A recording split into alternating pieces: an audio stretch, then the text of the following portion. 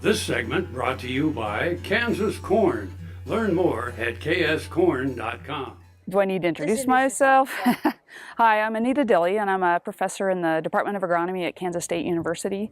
And today I'm going to be sharing with the growers at this field day information on how to use cover crops as a weed management tool in their crop rotation and cropping systems in the area. And there's been so much interest in using cover crops for a lot of different reasons.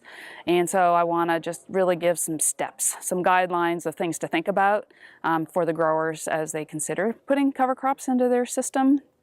A lot of benefits include erosion control, fertility management, but weeds have been a real problem. A lot of pigweeds, a lot of mare's tail, things that have popped up in different crops. I mean, can we use cover crops because a lot of those weeds are herbicide resistant, and so we need some other tools available. And so there's a lot of interest in that, and looking to talk about what weeds do these farmers worry about, when do they emerge, and we need to get our cover crop in place before those weeds come up so that they can compete and beat out the weeds.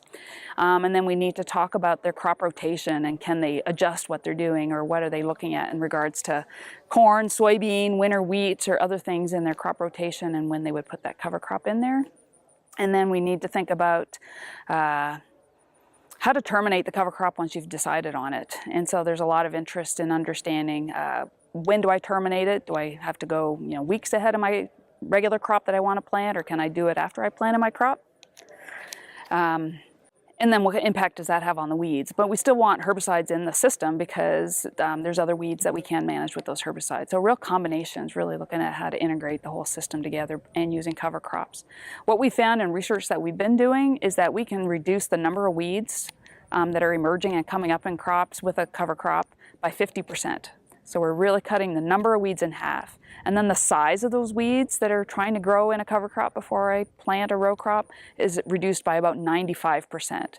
So little weeds are a lot easier to control, and especially if there's fewer of them. And so we're just finding that the system together with cover crops and their impact on weeds has just been incredible. And so that's why there's a lot of interest. We always get a lot of questions as people are worried about, oh, those cover crops are using all my moisture.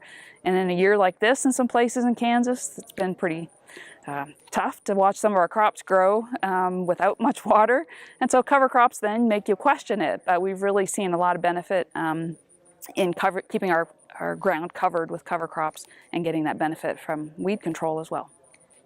So some of the cover crops, again, depends where you are, but we've seen a lot of cereals, so things like rye, winter wheat even, oats, spring oats, and some of those will freeze out or they're winter hardy so they can grow all fall and into the spring. We're trying to grow a lot of biomass, so really looking at a cereal crop as a main component. Then we've seen a lot of radishes in the mixture, and again with their leaves, they can cover the ground pretty good in the spring.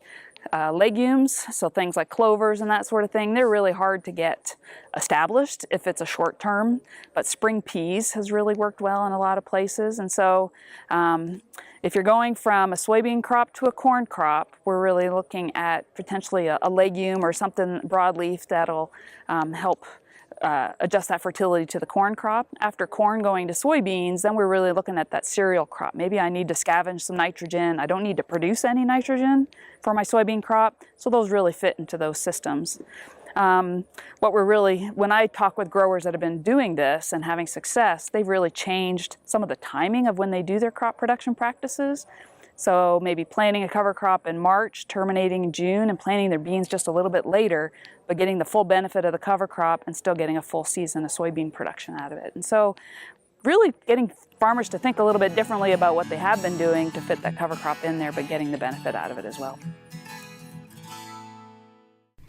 Summer is busy at Tarwater Farm and Home. We have just about everything you'll need for your summer projects, and we're consistently competitively priced. Tarwaters can help make your grass and garden grow, and we have a huge variety of equipment to cut it. If you have a farm, Tarwaters has the products and equipment to keep it going strong.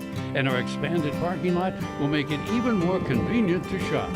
So come see us at Tarwater Farm and Home in Topeka.